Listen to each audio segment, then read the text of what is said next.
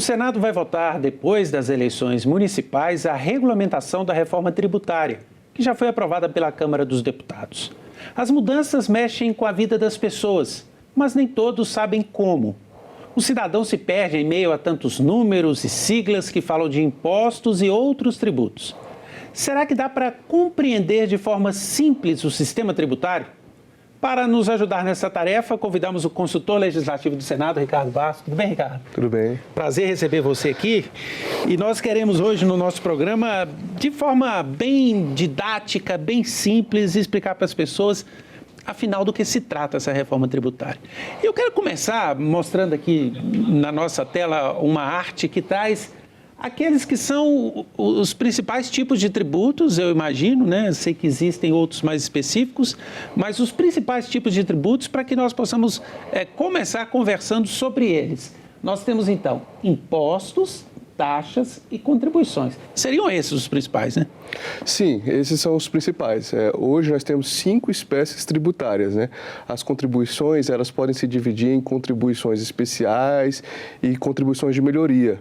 E nós também temos os empréstimos compulsórios. Então, são 5 espécies tributárias que nós temos no nosso ordenamento jurídico atualmente. Bom, eu queria que você explicasse essas 3 aqui, né? Que são as principais, aquelas que o cidadão está acostumado a pagar. Qual que é a diferença entre um imposto, uma taxa e uma contribuição? O imposto, ele é tem vários fatos geradores para o imposto, mas, em regra, não há nenhuma obrigação do Estado em prestar algum serviço ao cidadão ou mesmo de dar uma destinação específica aos recursos arrecadados a título de imposto. Então, essa é a diferença. Ele é um recurso que entra nos cofres públicos sem qualquer vinculação à destinação ou mesmo a uma prestação a uma atividade estatal. Já a taxa, ela é vinculada a uma prestação de um serviço ao Estado. Então, nós temos as taxas de polícia e as taxas de serviços. Então, determinados serviços, eles são remunerados por taxas. Já as contribuições, elas têm uma destinação específica.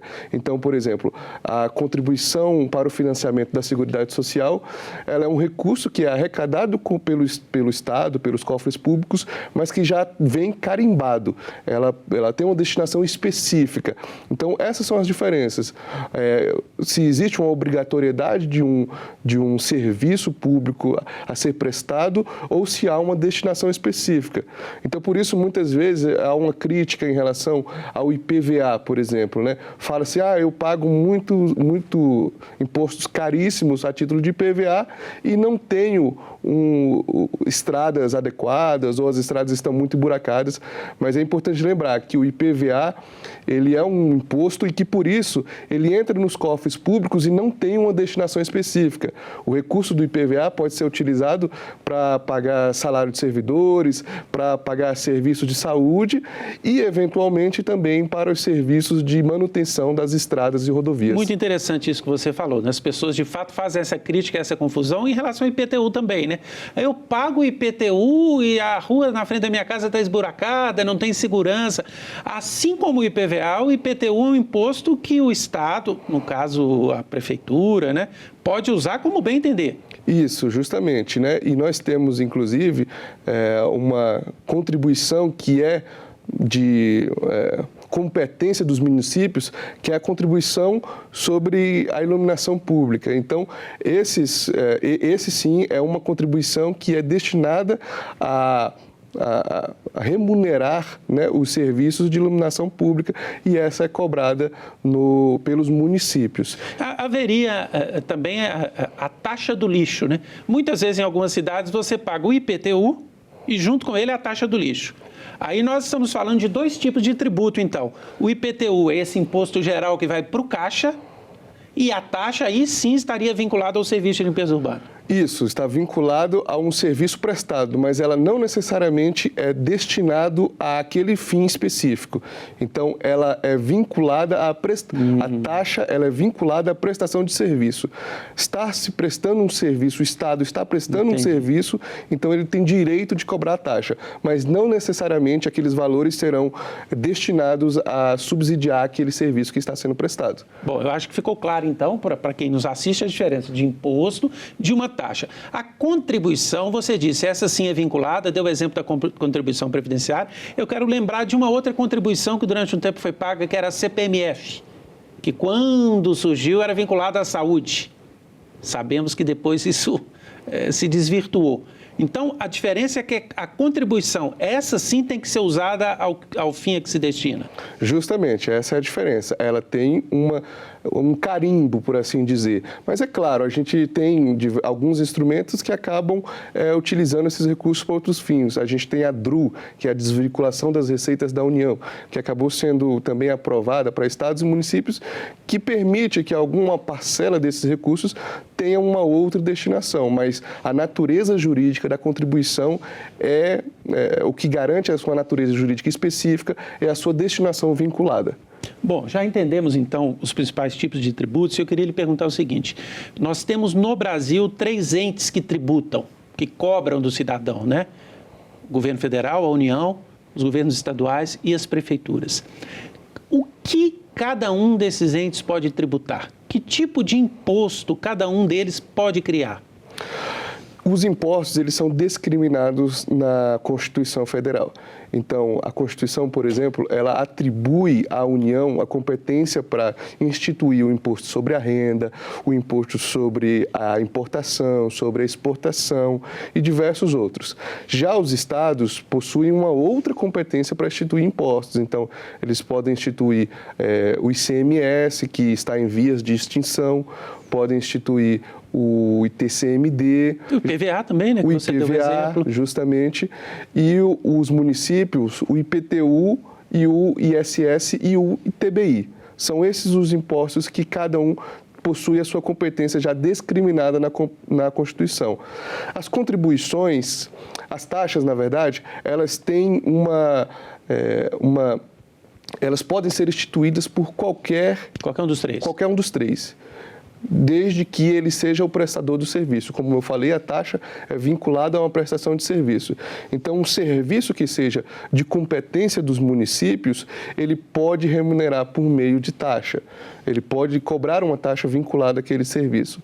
Já as contribuições são de competência exclusiva da União. Nenhum outro ente pode cobrar as contribuições, exceto a conhecida como COSIP, que é a Contribuição sobre Iluminação Pública, que é de competência dos municípios e do Distrito Federal, que possui tanto a competência estadual quanto a competência para os tributos municipais. Ricardo, a Constituição de 88, ela fez uma mudança nesse sistema. O que aconteceu de 88 para cá? Os estados tiveram mais poder de tributação ou a União concentrou mais? A partir de 88, como é que esse sistema tributário brasileiro mudou? Houve uma dinâmica política muito interessante após a Constituição de 88. O Constituinte, ele delegou aos estados uma competência tributária maior do que tinha antes, aos estados e aos municípios. No entanto, o que a gente viu ao longo dos anos foi um aumento das contribuições, da incidência das contribuições, e isso acabou que voltou novamente ao cenário que era antes da Constituição, com uma arrecadação concentrada na esfera federal. Então, hoje, salvo engano, 22% dos tributos arrecadados em relação ao PIB são da União. Nós temos uma carga tributária de cerca de 32,5% e desses 32,5%, cerca de 22% são de tributos da União. Mas é claro que há também uma parcela desses tributos arrecadados pela União que são compartilhados com os estados. A sua receita é compartilhada com os estados e com os municípios. O próprio imposto de renda, né, que é também uma parcela dele, vai para os estados? O imposto de renda, o IPI. E agora, com o fim do IPI, com o término do IPI, com a reforma tributária, o seletivo vai entrar para fazer as vezes do IPI. Bom, então eu acho que tem uma coisa que nós vamos chegar no seguinte ponto. O cidadão, quando ele vai comprar algo, vamos um exemplo hipotético, ele vai no supermercado no interior do Ceará, compra 1 quilo de arroz, ou compra 1 quilo de feijão lá em Belo Horizonte, na capital de Minas Gerais, ele está pagando impostos para esses entes todos, ou pelo menos para Estado e União. Então, quando eu compro 1 quilo de um produto qualquer, que tipo de imposto eu estou pagando ali e que tipo de imposto que é estadual, que tipo de imposto que é federal? Em geral, ali, na aquisição de um arroz, ele está contribuindo com ICMS. Esse é o tributo que mais, que mais onera essa operação de compra. Mas é claro que a empresa, por exemplo, quando a receita que ela aferir da aquisição, da venda daquele produto, ela vai pagar PIS/COFINS também sobre aquela receita aferida. Então, o PIS/COFINS, ele não é um tributo que incide sobre aquela operação específica. Não está no produto. Não está no produto, mas ele vem sobre a receita daquele produto. Então, indiretamente, o cidadão está pagando também. Justamente. E durante a cadeia tributária, muitas vezes, sobram os chamados resíduos tributários que acabam aumentando o preço. Então, por exemplo, o IPI utilizado para a produção desse arroz, para a industrialização desse arroz, para que ele chegue, muitas vezes, por mais que ele não esteja de forma aparente ali naquela operação, muitas vezes ele está embutido naquele preço, porque ele não conseguiu ser aproveitado durante a cadeia tributária e ele acabou onerando o preço daquele produto. Queria que você explicasse para quem nos assiste um conceito que é muito importante quando analisamos o sistema tributário, que é a diferença entre um sistema progressivo e um sistema regressivo. E qual seria o atual sistema brasileiro? Ainda estamos falando de reforma, mas ela ainda não está em vigor, né? Então, o atual sistema brasileiro. Primeiramente, sobre a distinção entre um sistema tributário progressivo e um sistema tributário regressivo. Um sistema tributário progressivo, ele aumenta o fardo tributário, o encargo tributário, conforme aumenta a riqueza. Então, pessoas que ganham mais pagam proporcionalmente mais do que aqueles que ganham menos. Já o sistema regressivo, as pessoas que ganham mais pagam proporcionalmente menos do que aquelas que ganham menos. Esse proporcionalmente é importante porque muitas vezes, se você olhar o número bruto, vai parecer que está pagando mais.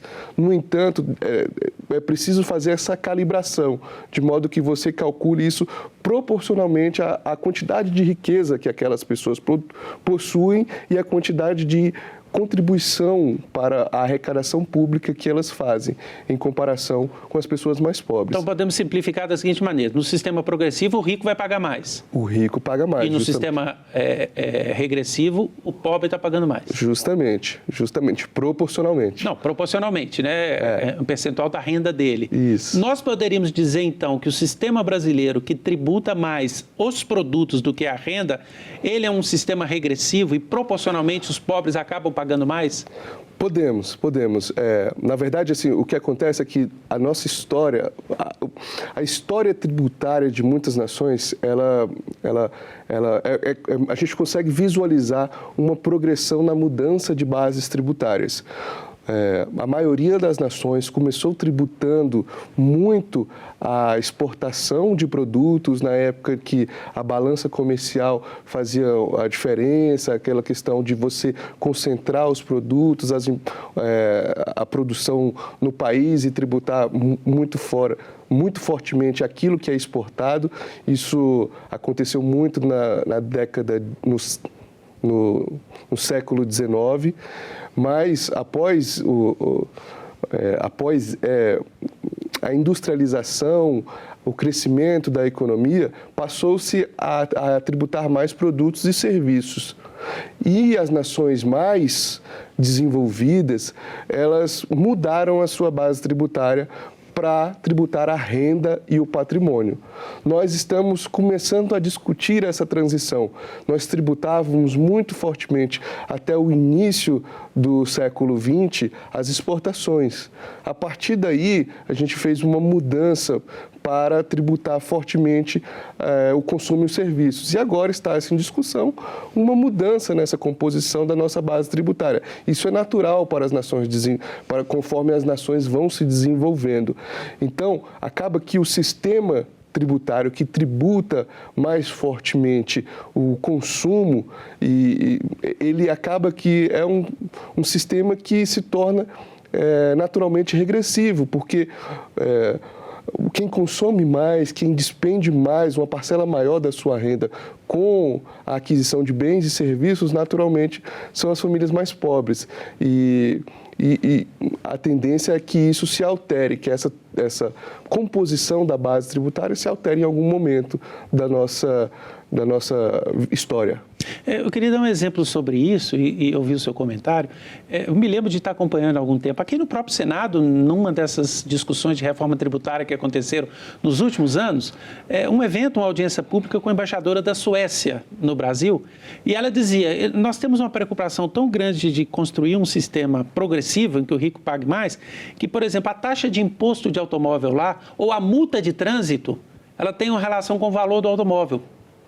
Então, se eu cometo a infração e você também, o valor dessa infração é proporcional ao valor do seu carro. Porque eles compreendem que a pessoa que tem um carro muito mais caro, ela tem uma renda maior. Então, eu vou cobrar dela uma infração maior para o mesmo delito.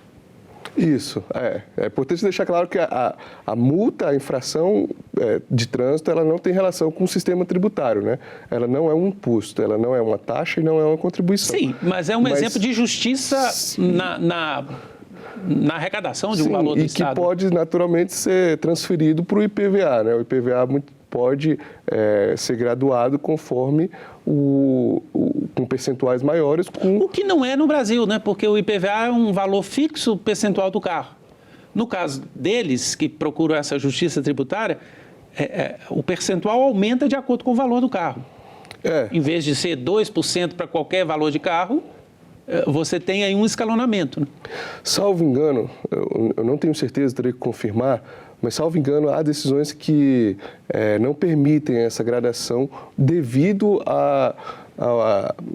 no Brasil, né? Isso, há um dispositivo que havia na Constituição que em tese, não autorizava. Mas como princípio.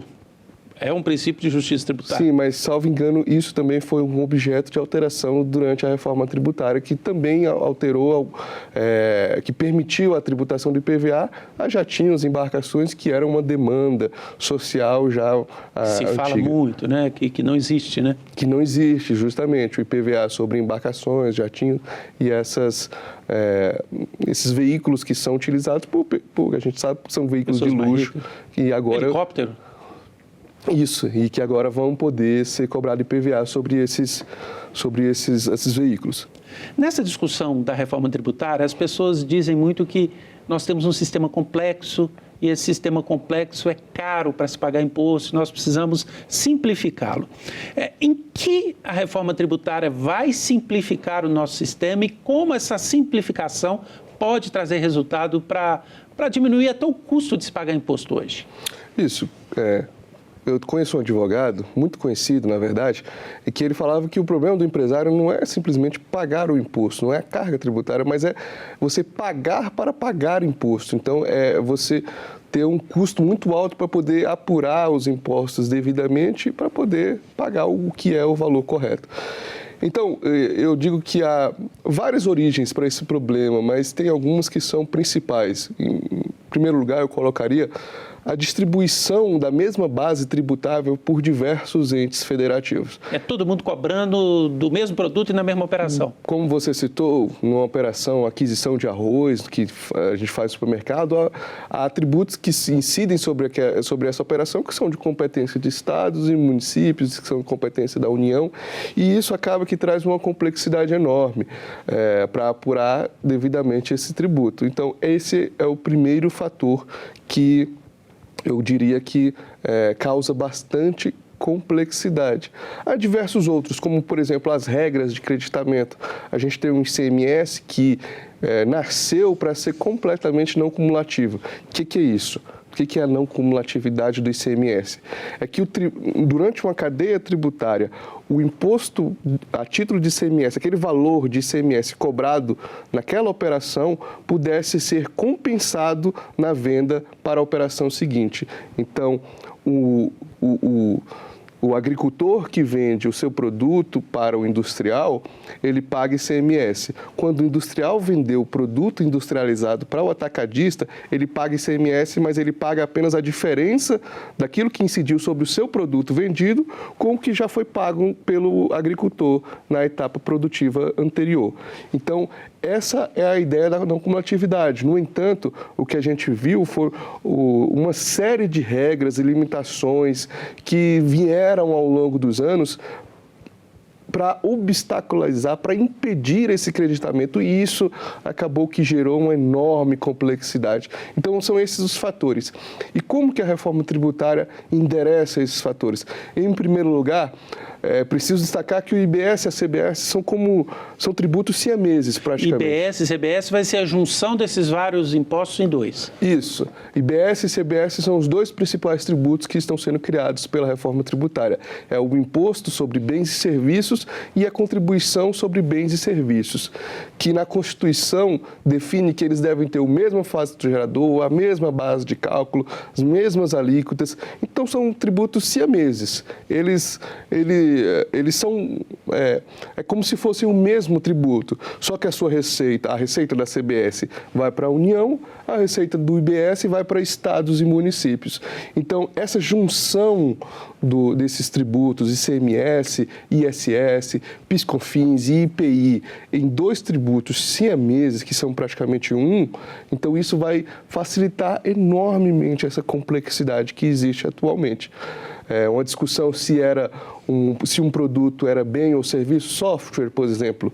Havia uma discussão histórica no STF se software era um produto ou era um serviço. Isso, qual era a diferença? Se fosse produto, deveria pagar ICMS, e por isso a arrecadação era estadual. Se fosse um serviço, deveria pagar ISS, e por isso a arrecadação iria para o município. No entanto, com o desenvolvimento dos novos produtos, da economia digital, essa linha entre o que é produto e o que é serviço se tornou muito tênue. E isso acaba que traz uma série de conflitos que acabam desembocando no Poder Judiciário.